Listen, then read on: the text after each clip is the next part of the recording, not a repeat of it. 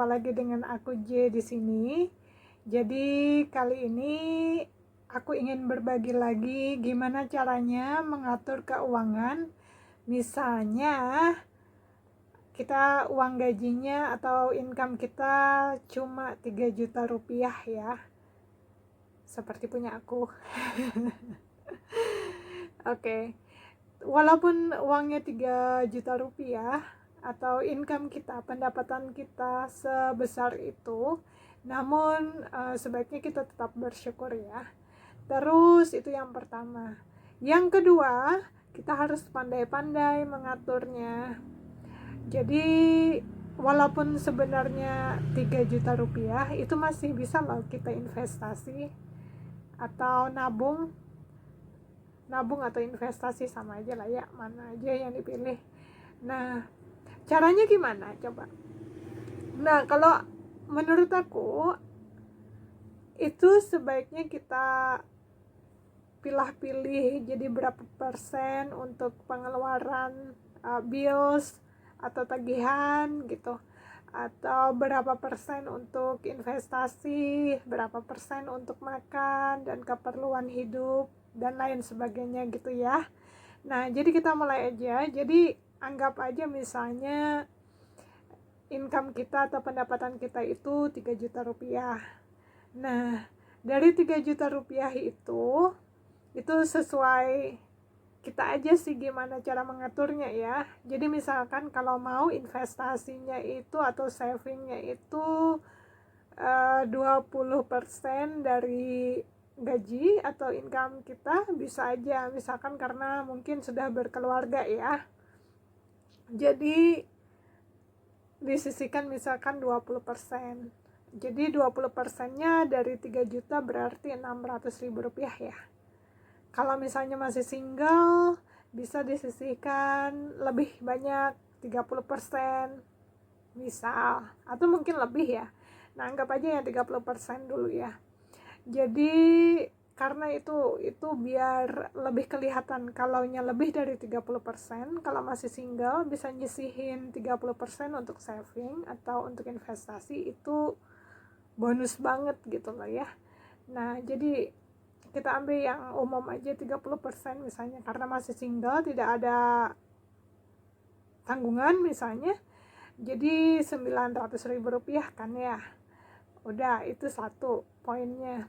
Terus yang kedua, oh ya, by the way, itu sebaiknya disisihkan itu di awal. Begitu dapat terima gaji langsung disisihkan gitu ya untuk investasi atau saving itu. Karena biasanya kalau terlambat itu nanti kita ujung-ujungnya tidak ada sisa, karena kita selalu merasa keperluan kita itu kurang aja gitu loh uangnya. Jadi selalu, dan kadang-kadang tuh ya, kita lihat uang, kita lupa untuk nyimpen atau menyisihkan, dan ujung-ujungnya nggak bisa simpen uang atau investasi, itu susah banget. Jadi sebaiknya memang begitu terima uang gaji atau income itu langsung disisihkan aja gitu ya. Nah, itu poin yang pertama. Terus yang kedua, itu sebaiknya disisihkan juga mungkin sekitar 10% dari income itu tadi, dari pendapatan itu tadi, untuk emergency fund atau dana darurat ya. Nah, jadi misalnya kalau 10% dari 3 juta rupiah itu artinya sekitar 300.000 ya, itu disimpan juga di rekening yang berbeda. Terus yang ketiga poinnya adalah untuk aneka bills, jadi aneka tagihan, misalnya listrik, sewa rumah, habis itu air misalnya, atau wifi juga kan, atau telepon gitu. Nah, itu anggap aja sekitar 30%-nya juga, jadi sekitar 900.000 rupiah ya. Udah berapa tuh?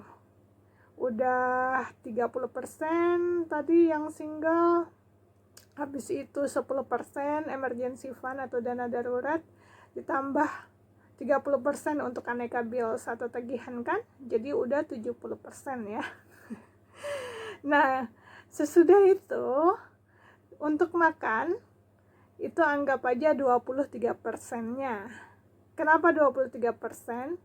karena 7%-nya adalah untuk amal, atau misalkan untuk sedekah, untuk donasi dan lain-lain gitu ya. Jadi biar kehidupan kita lebih seimbang ceritanya, dunia dan akhirat gitu. Nah, jadi makan dan minum dan segala macam keperluannya, kalau memang ini perlu gitu ya, keperluan dapur gitu intinya, itu dibatasin sebanyak 23% gitu. 23% dari 3 juta rupiah itu adalah sebesar 690.000 rupiah. Aku memakai 690.000 rupiah ini untuk 1 bulan patokannya, karena seperti yang aku bilang 7%-nya untuk kegiatan amal ya, untuk amal jariah dan lain-lain gitu ya, untuk bekal ke akhirat nanti gitu, sebaiknya ada juga. Dan kalau misalnya uang makanan dan minum ini cuman 690.000 rupiah, memang sebaiknya kita memasak sendiri makanan kita dan membuat sendiri minuman kita gitu. Jadi kita belinya mentahan aja, atau kalau punya lahan walaupun sedikit bisa dijadikan kebun kecil-kecilan gitu ya. Jadi bisa nanam kacang panjang, cabai dan terong dan lain-lain gitu ya. Itu di polybag aja bisa kok. Jadi bisa nambah ini juga untuk keperluan dapur. Jadi bisa mengurangi menekan pengeluaran untuk keperluan dapur. Nah, pengalaman aku, kalau aku sendiri nih ya, kalau beli untuk keperluan makanan aku, itu aku nggak banyak kok. Kalau sampai 50.000 rupiah tuh ya untuk 1 minggu, itu wow banget. Bahkan kadang-kadang kurang loh aku itu. Jadi ya pintar-pintarnya kita aja. Kalau aku patokannya, kalau makanan dan minuman aku itu harus yang bikin badan kita sehat, jangan yang bikin sakit gitu. Nah, ya kita nggak bisa dong terlalu manjain diri dengan makanan. Kadang-kadang kita tuh manjain, ingin makan ini, minum ini, tapi kita tidak peduliin kesehatan gitu. Padahal sehat itu tergantung kitanya juga sih. Kalau menurut aku, kalau kita tahu ya apa yang kita konsumsi untuk kesehatan kita, itu lebih baik. Jadi sebenarnya murah.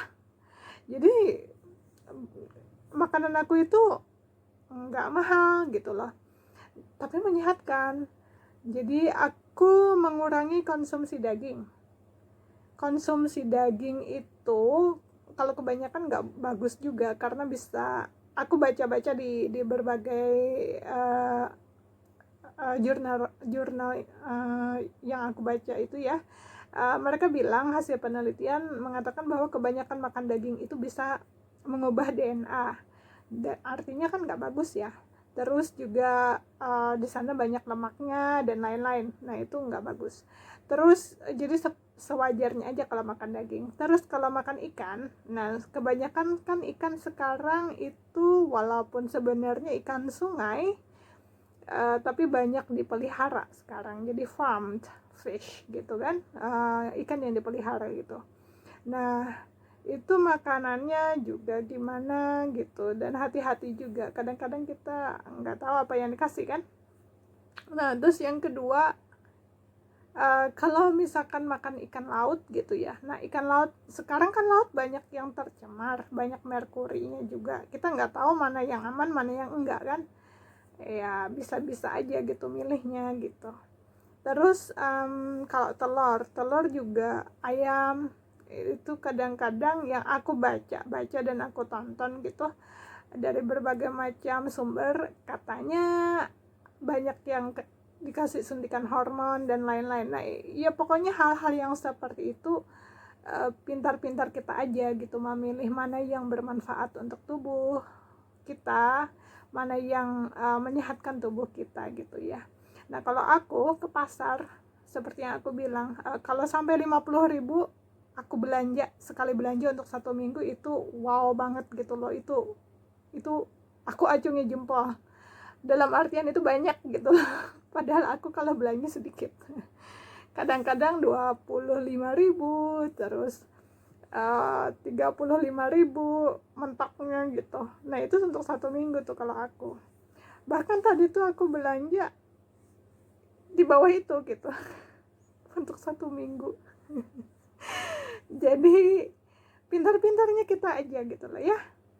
Nah jadi kalau kita bisa memilah-milih mana yang bermanfaat untuk tubuh dan menyehatkan tubuh kita dan juga mengenyangkan,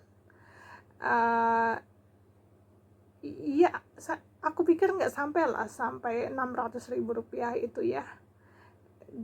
Jadi pintar-pintar kitanya aja, kita kreatif, memadu-madankan makanan gitu, dan gizinya juga perlu dilihat juga, dan yang perlu banget itu yang menyehatkan dan nggak bikin kita sakit gitu, selain mengenyangkan ya. Oke, gitu aja. Jadi itu udah 23% ya. Nah yang terakhir tadi aku udah bilang sebelumnya bahwa sisa 7%-nya itu sekitar 210.000-an itu untuk kegiatan amal gitu. Jadi kita punya bekal juga lah ya, disisihkan untuk masa depan kita ke akhirat nanti. Kalau aku loh ya, prinsip aku. Jadi kehidupan kita tuh balance gitu loh, jadi seimbang. Tidak cuma di dunia aja, tapi juga untuk ke masa mendatangnya lagi. Oke?